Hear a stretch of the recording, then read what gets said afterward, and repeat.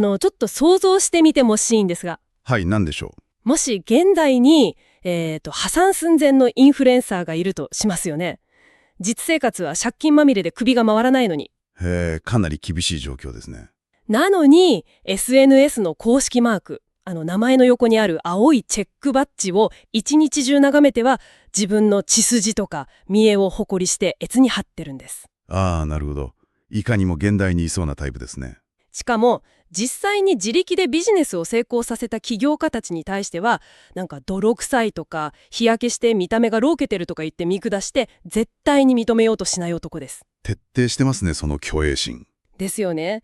でもそんな現代社会の風刺みたいな人物が実は200年前のイギリスの田舎町を舞台にした小説に登場するとしたら驚きませんか？まさにジェイン・オースティンの名作、説得ですね。その通りです。今回の深掘りではこの説得という作品のテキストや背景にある社会階級のシフトを徹底的に解剖していきます。この作品が単なる、古い時代のクラシックな恋愛小説として片付けられない理由はそこにあるんですよね。ええ。学ぶことを愛するあなたがこの200年前の物語がいかに現代の心理や社会構造と直結しているかを理解するのが今回のミッションです。当時のイギリス社会って代々受け継がれてきた土地とか血筋を重んじる特権階級から地味らの実力で富を築く実力主義へと劇的なパラダイムシフトの真っ只中だったんです。だからこそ面白いんですよね。他人の意見に従うべきか自分の意思を貫くべきか、あなたも悩んだことがあるなら間違いなく突き刺さるはずです。さあ一緒に飛び込みましょう。はい。まずは先ほどの200年前のインフルエンサー、ウォルター・エリオット準南幕から始めましょうか。サマセットシャーにあるケリン地底の種ですね。彼のナルシシズムってちょっと常軌を逸失してますよね。そうなんですよ。彼の異常性を最も象徴しているのが、準南幕名鑑という貴族の家系図が載った分厚い本への執着です。暇な時も落ち込んでる時も他の本には一切目もくれないんですよね。ただひたすらエリオット家のページを開いて、自分の名前と美しい容姿を思い浮かべて心を慰めてるんです。しかもそこに自分のペンで最新の家族の動向を書き込んでるっていう。そこが滑稽ですよね。社会が彼をどう評価してるかじゃなくて、自分がどれだけ特別かっていう虚栄心の殻に完全に閉じこもっているんです。でも実態は火の白と。そうです。弁護士のシェパードや親友のラッセル夫人から馬車を減らして経費削減しましょうって提案されても、誇りを理由に断固拒否するんですよね。それで結局どうなるんでしたって。プライドを守るために自分の邸宅を他人に貸し出して、見えっ張りが集まるバースという町へ逃げるように移住するんです。ああ、なるほど。で、その誰に家を貸すかっていう場面で、オースティンの鋭いアイロニーが炸裂するわけですね。はい。借り手の候補として、海軍のクロフト提督夫妻が上がった時のウォルター卿の反応が象徴的です。どう反応したんですか？当時の海軍って、ナポレオン戦争の影響もあって、血筋に関係なく戦果を上げれば莫大な富と地位を築ける究極の実力主義の世界だったんです。ああ、ウォルター卿が一段嫌いなやつですね。まさに、彼は素質の知れないものをのし上がらせる場所だって強烈な敬愛感を示します。さっきの起業家を見下すインフルエンサーと同じですね。さらに、ボールドウィン提督という人の赤茶けた顔を引き合いに出して、日焼けでロケるから海軍は嫌だなんて表層的な批判まで展開します。つまり土地と血筋で何も生み出してない男が命を懸けて国を守って実力で富を築いた男に経済的な理由で家を明け渡すことになると。古い停滞した価値観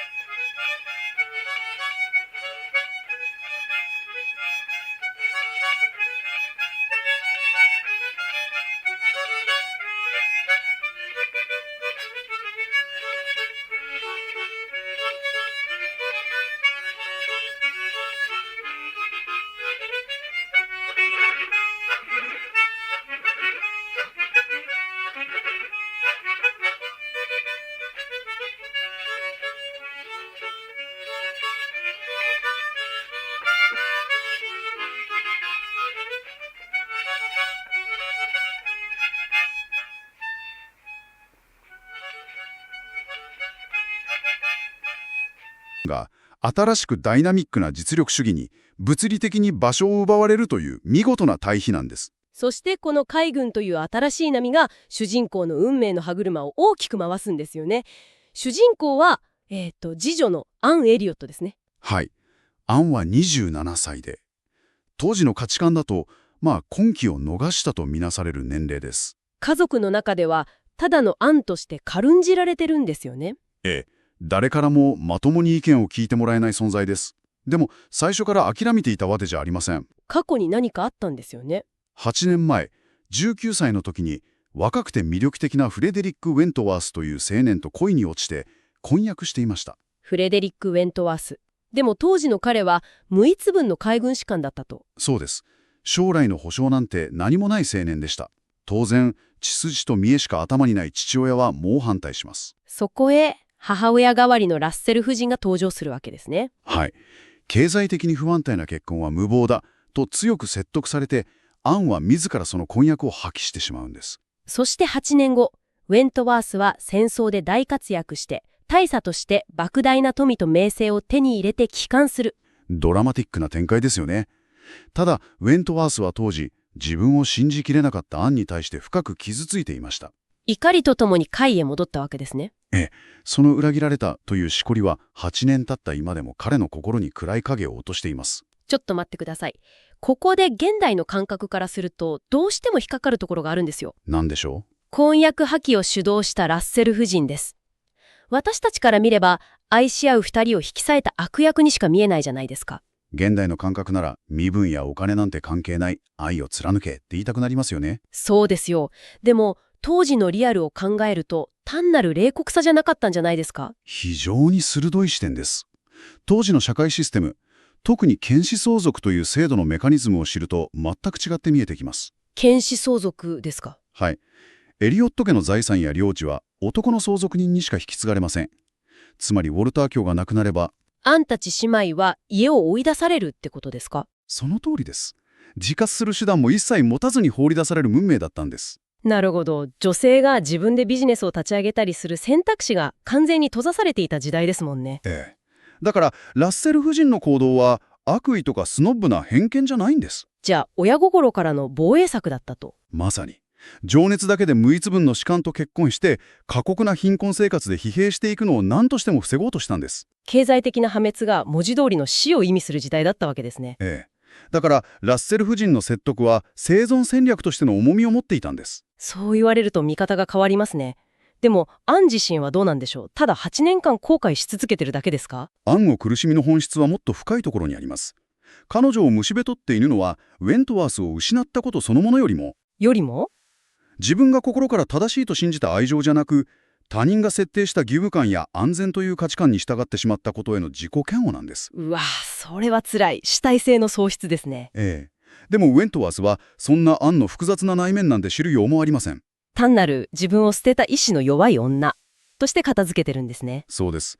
再会直後に彼が漏らしたとても変わってしまって二度と彼女だとはわからないだろうという言葉には、そんなこと言ったんですか。はい。愛情が反転した残酷なほどの冷たさが現れていますよね。痛すぎますよ。8年も一人で後悔を抱えてきたのに、しかも再会後のウェントワースの行動がまたアンを追い詰めるんですよね。アンには冷たくよそよそしい態度を取りながら、アッパークロスという町で出会ったルイーザとヘンリエッタという若い姉妹とばかり白々にするんです。うわー、当てつけみたいですね。その中でこの物語の哲学的な中核ともいえるヘーゼルナッツの比喩のシーンが登場します。ヘーゼルナッツ、木の実ですか。はい。秋の散歩中、ウェントワースはルイーザーに足元の美しいヘーゼルナッツを拾ってみせます。なんて言ったんですか。秋の嵐を生き延びたこの美しいナッツのように、誰の干渉にも屈しない強固な意志こそが幸福の鍵なのだと語るんです。それってアンにアンを非難して自分の意見を曲げないルイーザーを称賛してるわけですよね。その通りです。意志の強さ、つまり強情さですね。ここからが本当に面白いところなんですが、このヘーゼルナッツの比喩ってロマンチックに聞こえるじゃないですか。一見すると力強い人生哲学ですよね。でも物理的な性質を考えると実はものすごく危険なんですよ。危険と言いますと、硬い殻って確かにちょっとの力では曲がりません。でもその分溶強量を超えるような強い衝撃を受けた時に、柔軟に力を逃がせない。そう、粉々に砕け散ってしまうんです。ウェントワースこそ自分の理想の矛盾に気づくべきなんですよ。まさにその通りです。アンのしなやかさを弱さと勘違いし、ルイーザーの強情さを強さだと錯覚している彼のパラダイムが粉々に砕け散る瞬間が来ます。それがライムレジスでの出来事ですね。ええ。海の町にあるコブと呼ばれる石積みの巨大な防波堤でのシーンです。このシーン、映画みたいで本当にスリリングですよね。ルイーザーがその強固な意志を発揮しちゃうんですよね。はい。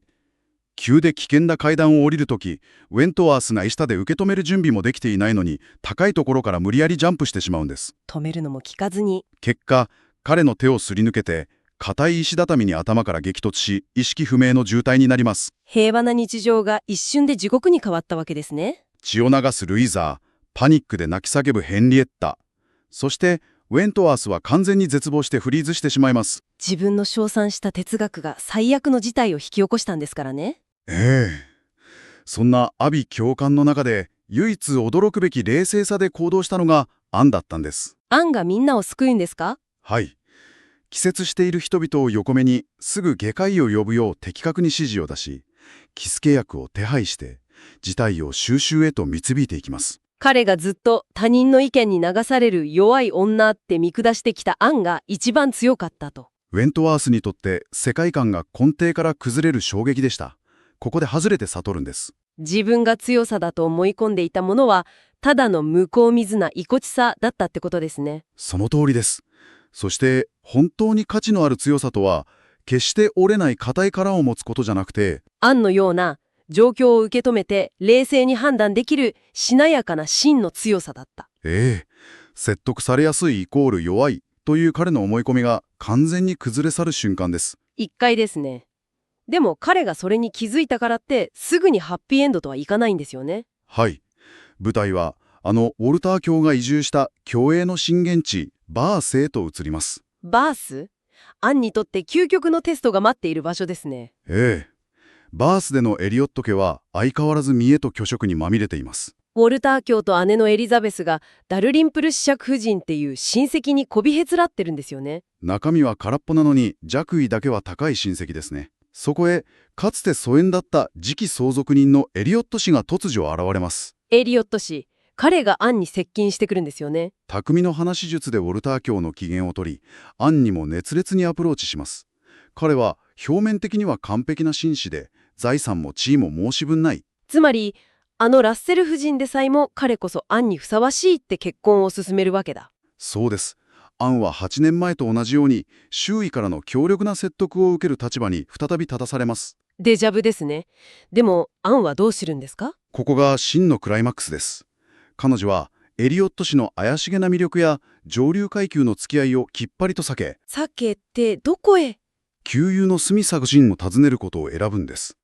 貧民街に近い下宿に住むリュウマチで足が不自由な未亡人です。つまりこれは一体どういう意味を持つんでしょうか。あなたも考えてみてください。なぜオースティンはロマンスの結末が迫るこの終盤に貧しい未亡人との会話にこれほど時間を割いたのか。これはある重要な問いを提起しています。スミス夫人の存在意義は、彼女が父ウォルター卿の完璧な対極として機能している点にあるんです。対極ですか？ウォルター卿は健康も地位も邸宅も全て持っているのに、常に不満を抱き、内面は空っぽです。確かに。一方のスミス夫人は、夫を亡くし財産を失い、健康すら奪われた絶望的な状況にありながら、手芸品を売り、世間のゴシップを楽しみながら、決して絶望に押しつぶされることなく生きている。心の弾力性ですね。まさに、いかなる過酷な状況にも耐えうる心の弾力性、エラスティシティ・オブ・マインドを体現しているんです。アンがその打算的な結婚とか外面の虚栄を拒絶して、スミス夫人との実質的な友情を選んだってことは。はい。アンがもはや他人の価値観や説得に流されることのない、真に自立した精神を獲得した証明なんです。外面的なステータスじゃなく、内面的なレジリエンスこそが真の拠り所だと。そうです。彼女は自分自身の目で物事の進化を見極める力を手に入れたんです。いやー、説得がいかに緻密な社会観察と人間心理のマスターピースか痛いほどよくわかりました。単なる昔のロマンスじゃないんですよね。リスナーのあなたも他人の説得に耳を傾けるタイミングと自分の信念を貫くタイミングのバランス、日々の生活で直面することがあるはずです。他人の意見を聞くのが常に弱さでもないし、曲げないのが常に強さでもない。しなやかな強さこそが求められているんですね。さて、最後にあなたに一つ、挑発的な思考実験を投げかけて締めくくりたいと思います。思考実験、いいですね。もし19歳の時のアンが周囲の猛反対を無視して無一文のウェンツワースと強引に結婚していたらどうなっていたでしょうか。愛の力で乗り越えられたと言いたいところですが、現実は過酷でしょうね。厳しい海軍の生活、先の見えない困窮、その重圧で2人の愛は魔法して壊れてしまったかもしれない。そうなると悲劇ですね。だからこそ彼女が真に自立し、ウェントワースが本当の強さを理解するためには、あの痛みと後悔に満ちた失われた8年間が絶対に必要不可欠なプロセスだったと。はい、砕け散る痛みを知って初めて人は本当のしなやかさを手に入れられるのでもでしょう。挫折や回り道が決して無駄ではないという非常に深い洞察ですね。今回の深掘りはここまでです。次回もまたあなたの知的好奇心を刺激する新しい知識の世界へご案内します。お楽しみに。